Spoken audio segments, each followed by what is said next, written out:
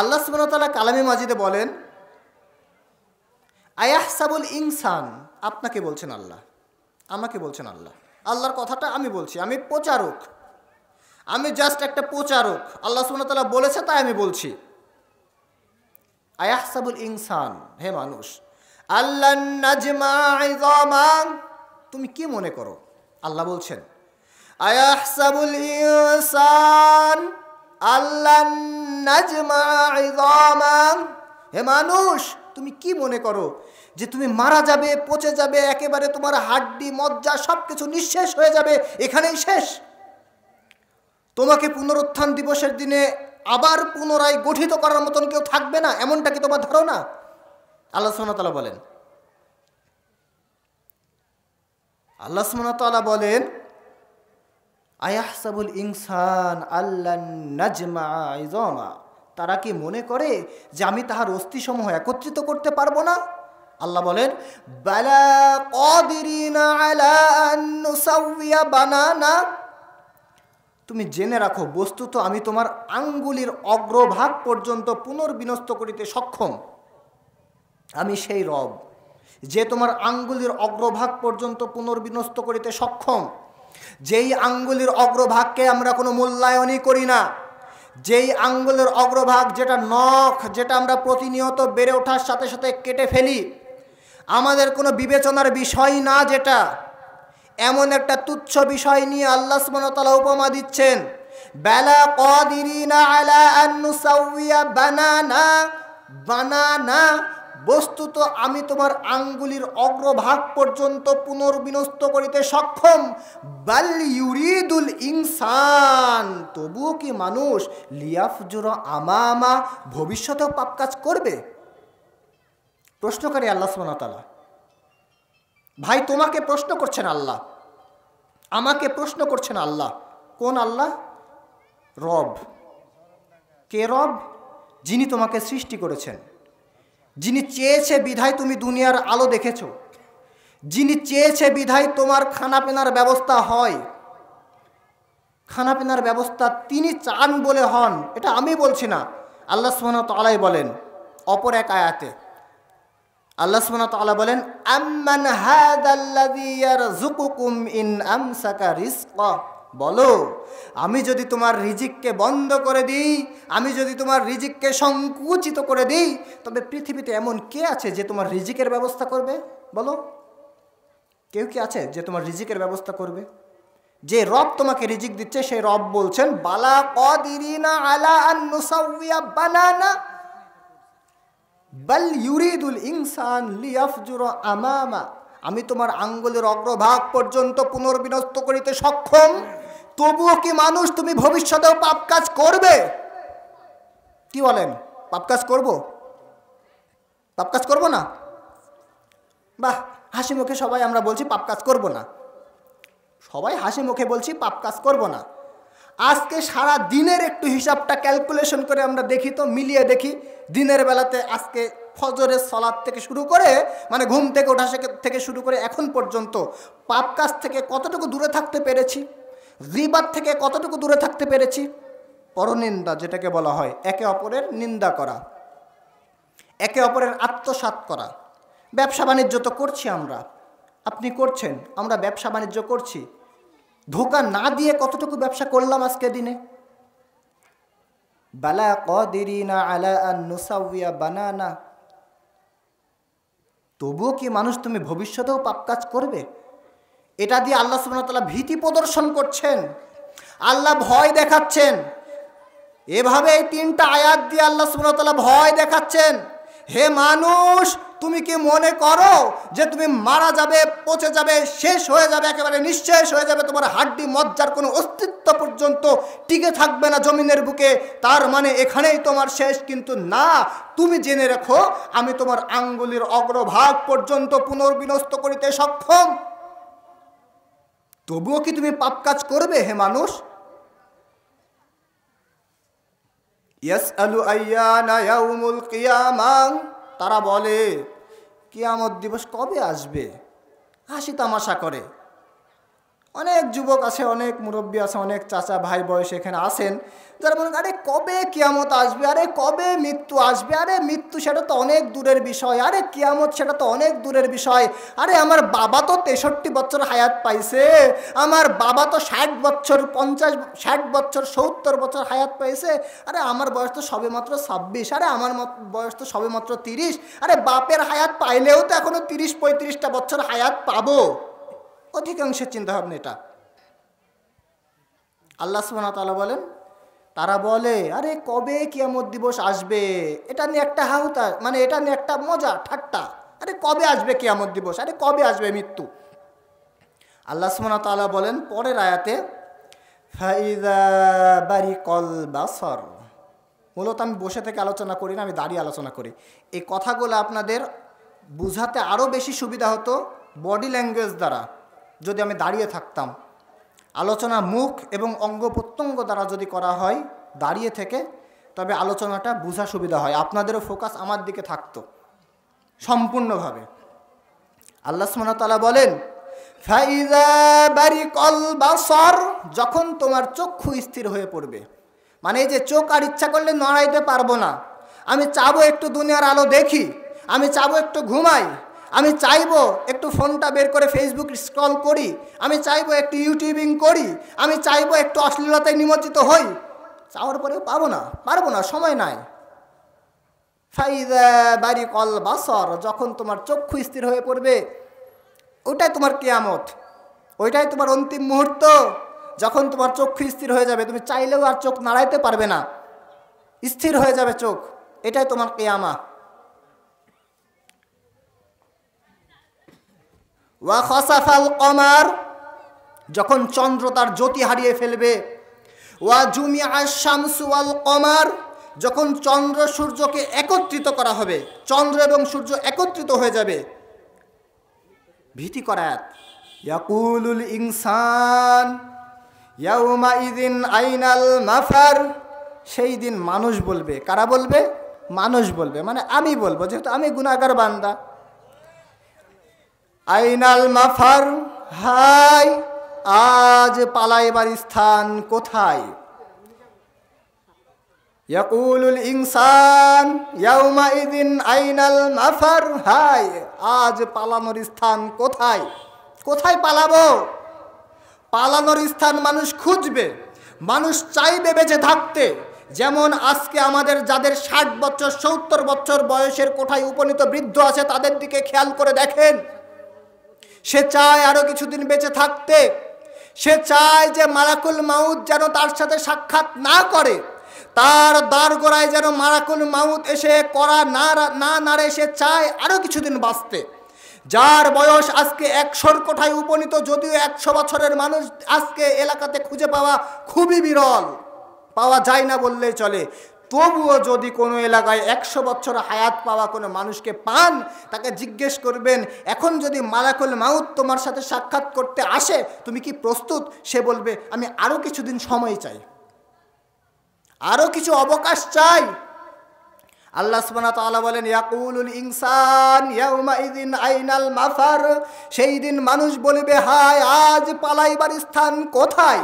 আল্লাহ বলেন, কাল্লা লা ওয়াজার, না কোনো আশ্রয়স্থল নাই, কেউ তোমাকে আশ্রয় দিবে না ভাই, কেউ তোমাকে আশ্রয় দিবে না।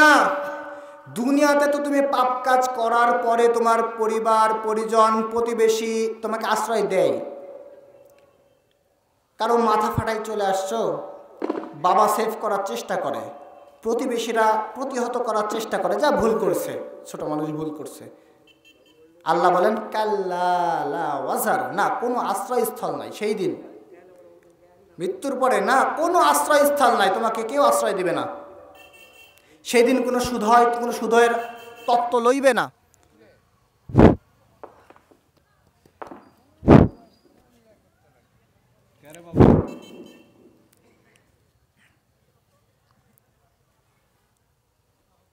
কাল্লা লা ওয়াজার, না কোনো আশ্রয়স্থল নাই। তবে সুসংবাদ আছে, ইলা রব্বিকা ইয়াউমাইযিনিল মুস্তাকর, তবে সেই দিন ঠাঁই হইবে তোমার প্রতিপালকের নিকট, তোমাকে আশ্রয় দিবে তোমার প্রতিপালক। দুনিয়াতে তুমি কিছু অঘটন ঘটানোর পরে যেমন আশ্রয় দেয় তোমার মা, তোমার বাবা, তোমার ভাই বোন, পাড়া প্রতিবেশী, আত্মীয় স্বজন, বন্ধু বান্ধব, এরা তোমাকে আশ্রয় দেয় দুনিয়াতে, পরকালে আশ্রয় কে দিবে? ইলা রব্বিকা ইয়াউমা ইযিনিল মুস্তাকর, সেই দিন ঠাঁই হইবে একমাত্র তোমার প্রতিপালকের নিকট। আল্লাহ সুবহানাহু ওয়া তাআলা বলেন সূরাতুল মাআরিজের মধ্যে, অপরাধী যারা অপরাধ করে, অপরাধকে কিছু মনেই করে না যেটা অপরাধ, এরকম অপরাধীরা আশ্রয় চাইবে, এরকম অপরাধীরা আশ্রয় চাইবে আল্লাহ সুবহানাহু ওয়া তাআলার কাছে, পানাহ চাইবে, ক্ষমা চাইবে। আল্লাহ সুবহানাহু ওয়া তাআলাকে বলবে, হে আল্লাহ তুমি এটা নাও, তুমি এটা নাও, এটা নাও, এগুলো নাও, নিয়ে আমাকে বাঁচাও। ইউবাসসারুনাহুম ইয়াওয়াদ্দুল মুজরিম, সেদিন অপরাধীরা বলবে, অপরাধ মানে আমরা অপরাধ করি, এই আমরা বলবো, ইউবাসসারুনাহুম ইয়াওয়াদ্দুল মুজরিম লাউ ইয়াফতাদি মিন আযাব ইয়াউমিইযিম বিবানি, সেই দিন অপরাধীদেরকে করা হবে একে অপরের দৃষ্টিগোচর, আলাদা। আমি যখন জানতে পারবো আমি অপরাধী, ভাই তুমি যখন জানতে পারবে তুমি অপরাধী, তোমার আর রেহাই নেই, নিস্তার নেই, তখন তুমি বলবে, মুজরিমরা বলবে, লাউ ইয়াফতাদি মিন আযাব ইয়াউমিইযিম বিবানি, হায় আল্লাহ তুমি আমার আযাবের পরিবর্তে আমার সন্তানকে রেখে দাও, যে সন্তান অঘটন ঘটাইলে আপনি তাকে আশ্রয় দেন দুনিয়াতে, যেই সন্তান কোনো অঘটন ঘটাইলে আপনি তাকে আশ্রয় দেন দুনিয়াতে, জমি জাতি ভিটামাটি বিক্রি করে হলেও সন্তানকে আপনি বাঁচাইতে চান, যে আমার সন্তান যেন জেলে না যায়, তার যেন ফাঁসি না হয়, তার যেন সাজা না হয়, আপনি চান, চেষ্টা করেন, দুনিয়াতে চেষ্টা করবে মানুষ, এর জন্য এই আয়াতটা এখানে নিয়ে আসলাম। মানুষ দুনিয়াতে চেষ্টা করে পাড়া প্রতিবেশী, নিজের ফ্রেন্ড সার্কেলদের ভিতর যারা আছে তাদেরকে, নিজের সন্তান সন্ততি, নিজের মা বাবা, পাড়া প্রতিবেশী, এদেরকে সাহায্য করতে, এদেরকে একটু হেল্প করতে চায় দুনিয়াতে। কিন্তু আল্লাহ সুবহানাহু ওয়া তাআলা বলেন কাল কিয়ামতের মাঠে সেই দিন কোনো সুধয়ের তত্ত্ব লইবে না, কোনো ভাই তার ভয়ের খোঁজ নিবে না। কাল কিয়ামতের মাঠে যে মানুষ, আমার বাবা হয়তো বা বলবে, আমি হয়তো বা বলবো এভাবে, লাউ ইয়াফতাদি মিন আযাব ইয়াউমিইযিম বিবানি, হায় আল্লাহ তুমি আমার আযাবের পরিবর্তে আমার সন্তানকে রেখে দাও, ওয়া সাহিবাতিহি ওয়া আখি, হায় আল্লাহ আমার আযাবের পরিবর্তে আমার স্ত্রীকে রেখে দাও এবং আমার ভাইকে রেখে দাও,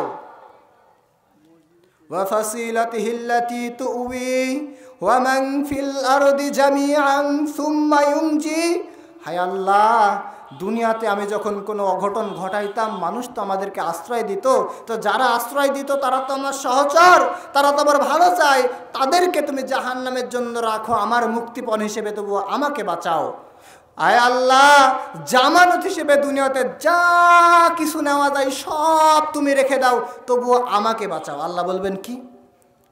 কাল্লা, কখনো না, কাল্লা কখনো না, ইন্নাহা লাযা, এ তো লেলিহান অগ্নি, ইন্নাহা লাযা নিশ্চয় এ তো লেলিহান অগ্নি, নাযাআতাল লিশাওয়া, সেখানে তোমার গাত্র হইতে শরীর থেকে এভাবে চামড়া খুলে নিবে, তাদউ মান আদবারা ওয়া তাওয়াল্লা ওয়া জামাআ ফাআওয়া, জাহান্নাম সেই দিন সে সকল মানুষদেরকে ডাকবে, তোমরা আমার কাছে এসো, যারা দুনিয়াতে সত্য থেকে মুখ ফিরাইয়া লইয়াছো এবং পৃষ্ঠ প্রদর্শন করেছো, তারা আমার কাছে এসো, আমি তোমার শরীর থেকে চামড়া খুলে নিব। জাহান্নাম ডাকবে। এমন এক বিভীষিকাময় পরিস্থিতি, যেই দিন আপনার আমার রব ব্যতীত সাহায্য করার মতন কোনো কেউ থাকবে না, না আপনার স্ত্রী আপনাকে সাহায্য করবে, না আপনার বাবা আপনার সাহায্যে আসবে, না আপনার মা আপনার কোনো সাহায্যে আসবে, না আপনার বন্ধু মহল আপনার কোনো সাহায্যে আসবে। সম্মানিত হাজিরিন, আমি যে কথা বলছিলাম, আল্লাহ সুবহানাহু ওয়া তাআলা বলেন কাল্লা লা ওয়াজারনার, না কোনো আশ্রয়স্থল নাই, ইলা রব্বিকা ইয়াউমা ইযিনিল মুস্তাকর, সেই দিন ঠাঁই হইবে একমাত্র তোমার প্রতিপালকের নিকট। ইউনাব্বাউল ইনসান ইয়াউমাইযিম বিমা কদ্দামা ওয়া আখর, কদ্দামা ওয়া আখর, আল্লাহ সুবহানাহু ওয়া তাআলা বলেন সেই দিন তোমাদের সামনে স্পষ্ট করা হবে। এই যে আমরা খুলে খুলে পড়ি, খুলে খুলে বর্ণনা করি, হিসাব পাতি যখন আমরা কোনো মানুষকে শোনাই, খুলে খুলে বলি যে অমুকের কাছে এত টাকা পাবো, অমুকের কাছ থেকে এত টাকা পাওয়া যাবে, অমুক ব্যক্তি আমার কাছ থেকে এত টাকা পাবে, এভাবে তো আমরা হিসাব খুলে খুলে বর্ণনা করি, হিসাব খুলে খুলে বর্ণনা করি। আল্লাহ সুবহানাহু ওয়া তাআলা বলেন, সেই দিন তোমাদের আমলনামা খুলে খুলে বর্ণনা করা হবে, তুমি কি অগ্রে পাঠাইয়াছো এবং কি পশ্চাতে রেখে গেছো, কদ্দামা ওয়া আখর, কি আগে পাঠাইয়াছো এবং কি পিছনে রেখে গেছো। পিছনে রেখে যাওয়ার বিষয়গুলা কি? পিছনে কি রেখে যায় আমরা ভাই? পিছনে কি রেখে যায়? সুনান আন-নাসাই 2445 নম্বর হাদিস। রাসূল আকরাম সাল্লাল্লাহু আলাইহি ওয়াসাল্লাম বলেন, আব্দুল্লাহ ইবনে ওমর হাদিসটি বর্ণনা করেন, তিনি বলেন নবী মুহাম্মদ সাল্লাল্লাহু আলাইহি ওয়াসাল্লাম বলেন যে মানুষ তিনটি বস্তু নিয়ে ঘুরে, মানুষ তিনটি বস্তু নিয়ে ঘুরে। সে যখন মৃত্যুবরণ করে তখন দুইটি বস্তু দুনিয়াতে থেকে যায়, একটি বস্তু তার সাথে কবরে যায়। মানুষ তিনটি বস্তু নিয়ে ঘুরে, তার স্ত্রী, পরিবার পরিজন, আত্মীয় স্বজন, এটা হচ্ছে এক কোয়ালিটি, এক ক্যাটাগরি। দ্বিতীয়ত তার ধন দৌলত, প্রভাব প্রতিপত্তি, সম্মান, অর্থকড়ি, যেটা সে দুনিয়াতে কামিয়েছে, অর্জন করেছে। তৃতীয় নেক আমল, যে আমল সে করেছে, হতে পারে সেটা নেক আমল অথবা বদ আমল, এই আমলের একটা ক্যাটাগরি। এই তিনটি বস্তু মানুষের সাথে ঘুরতে থাকে ততক্ষণ পর্যন্ত যতক্ষণ না তার মৃত্যু হয়। আর মৃত্যুর পরে দুইটি বস্তু দুনিয়াতেই থেকে যায় আর একটি কবরে তার সাথে যায়। কবরে যে বিষয়টি যায় সেটা হচ্ছে তার নেক আমল। এ কারণেই তো আল্লাহ সুবহানাহু ওয়া তাআলা কালামে মাজিদে বলেন সূরাতুল মুলকের 2 নম্বর আয়াতে, আল্লাযী খালাকাল মাউতা ওয়াল হায়াতা লিয়াবলুয়াকুম আইয়ুকুম আহসানু আমালা। আমি তো সৃষ্টি করেছি তোমাদের মৃত্যু এবং সৃষ্টি করেছি তোমাদের জীবন। এই মৃত্যু এবং জীবনের মধ্যবর্তী যে সময়, যেটাকে আমরা বলে থাকি হায়াত, আল্লাহ সুবহানাহু ওয়া তাআলা বলেন আমি এই হায়াতের মাধ্যমে দেখব আহসান আমালা, কে উত্তম আমল করেছে, কার আমলটা ছিল উত্তম, এটা আল্লাহ সুবহানাহু ওয়া তাআলা দেখবেন। আল্লাহ সুবহানাহু ওয়া তাআলা পরবর্তী আয়াতে বলেন, বালিল ইনসানু আলা নাফসিহি বাসীরা, বস্তুত মানুষ নিজের সম্বন্ধে সম্যক অবগত। আমি কি? আমি মুরসালিন, আমি কি? আমার অন্তরের খবর আমি ভালো জানি। আমার বাহ্যিক দৃষ্টিভঙ্গি, বাহ্যিক অবয়ব, বাহ্যিক চলাফেরা, এগুলো মানুষ যেমন দেখে, আমার অন্তরটা মানুষ দেখতে পায় না। আল্লাহ সুবহানাহু ওয়া তাআলা বলেন, বালিল ইনসানু আলা নাফসিহি বাসীরা, বস্তুত মানুষ তার নিজের সম্বন্ধে সম্যক অবগত। এখানে এই আয়াতের সাথে আমরা আরেকটা আয়াত সম্পৃক্ত করতে পারি।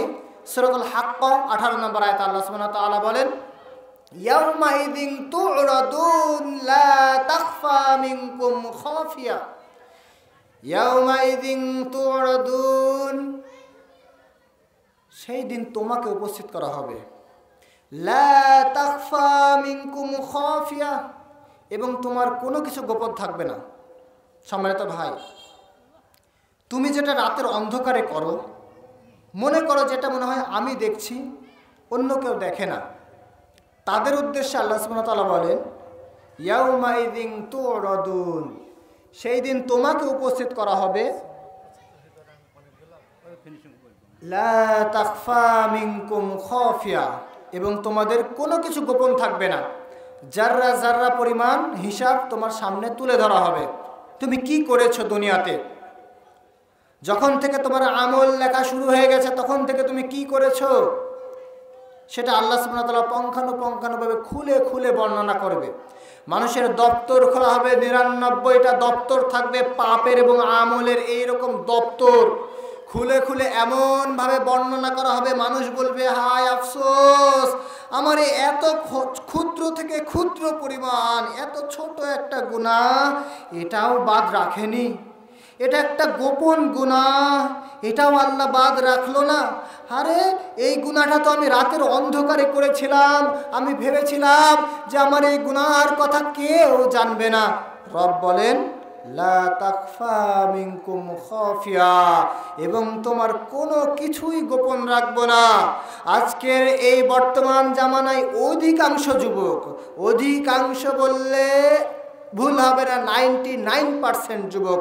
শতকরা 1% এমন পুত পবিত্র যুবক খুঁজে পাওয়াই বিরল হয়ে গেছে যে গোপনে পাপ কাজ করে না। হোক সেটা গার্লফ্রেন্ডের সাথে কথা বলা, চ্যাটিং করা, নগ্ন সিনেমা দেখা, নাটক মুভি দেখা, কানের ভিতরে ইয়ারফোন গুঁজে দিয়ে গান শোনা। 99% যুবক বর্তমানে গোপন গুনাহ থেকে খালি নেই, বাদ নেই, খুঁজে পাওয়া যায় না, এটা দুষ্কর। লাস্ট ইতি টেনে দিচ্ছি আমি, লাস্ট একটা আয়াত বলে, যারা মৃত্যুবরণ করব আমরা যারা মৃত্যুবরণ করব, আমাদের উদ্দেশ্য করে আল্লাহ সুবহানাহু ওয়া তাআলা বলছেন যারা মারা যাবে তাদেরকে, হাত্তা ইযা জাআ আহাদুহুমুল মাউত, যখন তোমাদের কারো মৃত্যু উপস্থিত হয় তখন তুমি বলো, কি বলো? আমরা কি বলি? ক্বালা রাব্বিরজিউন, হায় আমার প্রতিপালক, লাআল্লি আ'মালু সালিহান ফীমা তারাকত, তুমি আমাকে দুনিয়াতে আবারও ফিরে পাঠাও, এবার আমি দুনিয়াতে গিয়ে সমস্ত রকম ভালো কাজগুলো করব যা আমি ইতিপূর্বে করিনি।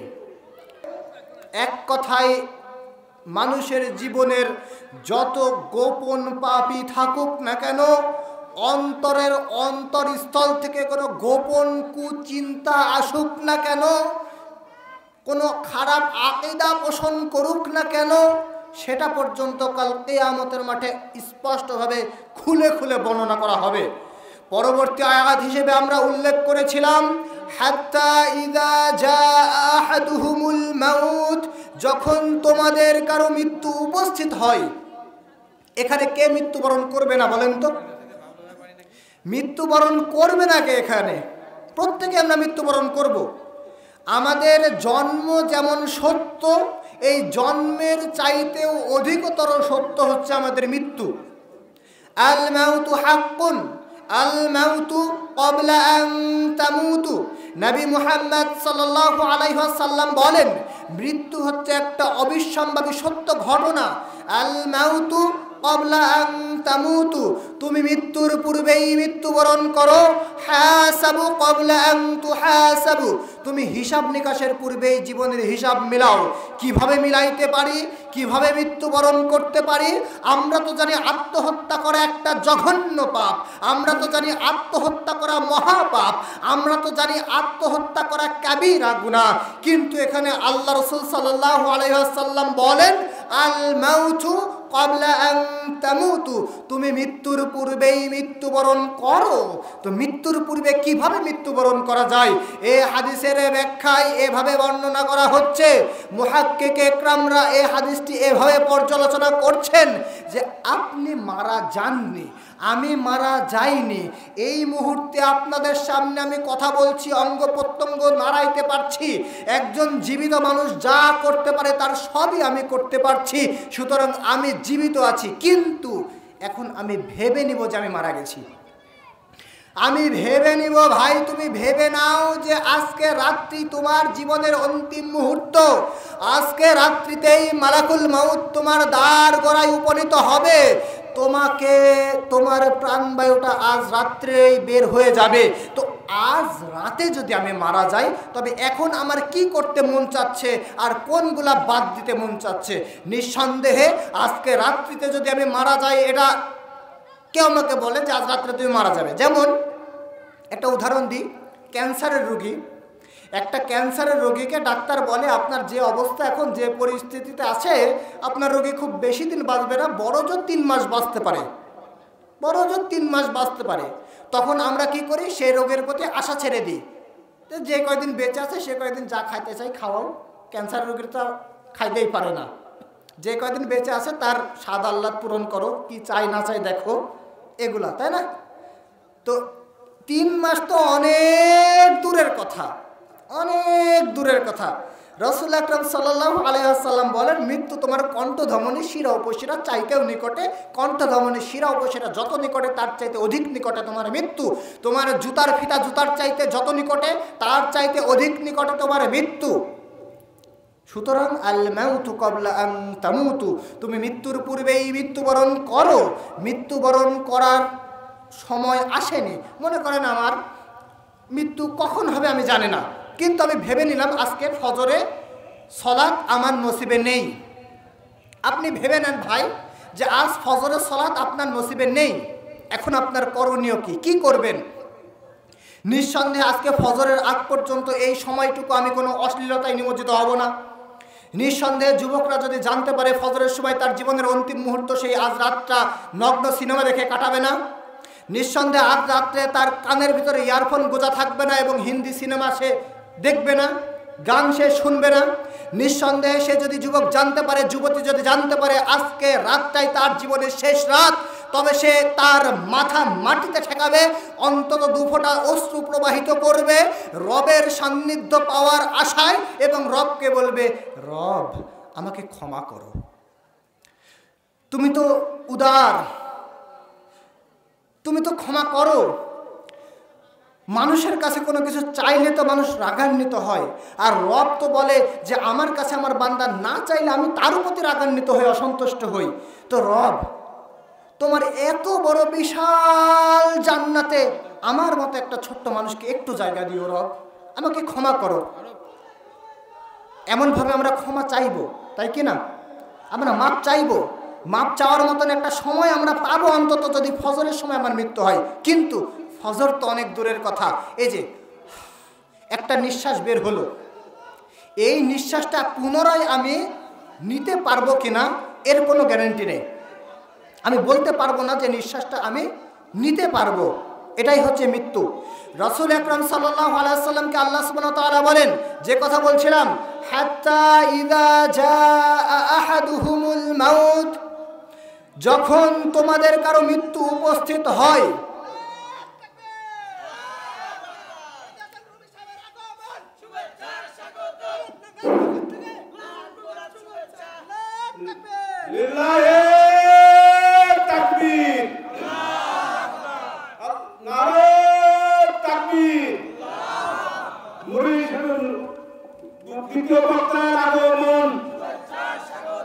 দ্বিতীয় বক্তার আগমন জরমডাঙ্গার পক্ষ থেকে, জরমডাঙ্গার পক্ষ থেকে আলহামদুলিল্লাহ। শেষ করে দিই আরেকটা পরে। তো যে কথা বলছিলাম, যদিও কাঙ্ক্ষিত মেহমান পাশে বসে আছে, আমার আর বেশি কথা বাড়ানোটা উচিত হবে না মনে করছি। তারপরে যেহেতু আলোচনা চলছে, আলোচনাটা ইতি টানাটা মনে হয় ভালো হবে।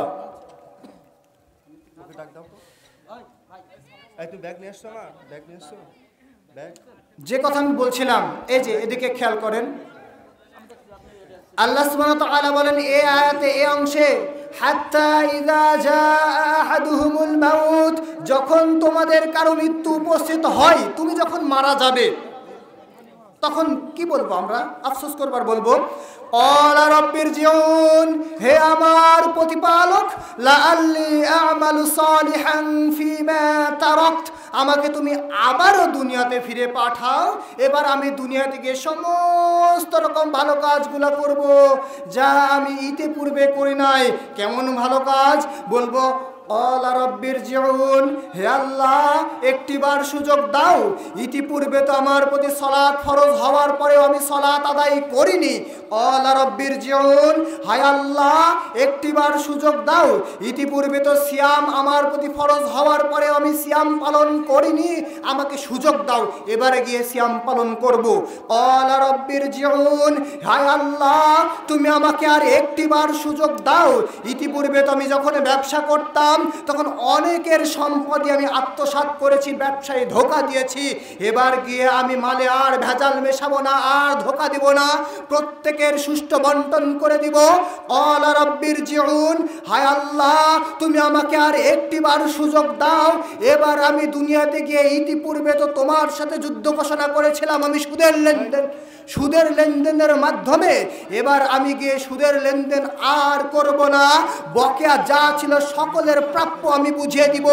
ক্বালা রাব্বিরজিউন, হায় আল্লাহ তুমি আমাকে আর একটিবার সুযোগ দাও। ইতিপূর্বে তো আমার বোন মিরাসের সম্পদ পেত, আমি তো তাকে বঞ্চিত করেছি, এবার আমি গিয়ে তার সম্পদ প্রাপ্য তার বুঝিয়ে দিব। ক্বালা রাব্বিরজিউন, হায় আল্লাহ তুমি আমাকে আর একটিবার সুযোগ দাও। ইতিপূর্বে তো আমি পিতামাতার সাথে সদ্ব্যবহার করি নাই, এবার আমি যদি সুযোগ পাই তবে আমি আমার পিতাকে আমার মাথার উপরে রাখবো, মাথার মুকুট করে রাখবো। ক্বালা রাব্বিরজিউন, এভাবে আমরা বলবো। আল্লাহ সুবহানাহু ওয়া তাআলা বলেন, কাল্লা, কখনো না, ইন্নাহা কালিমাতুন, এ তো শুধুমাত্র একটি বাক্য মাত্র তোমাদের।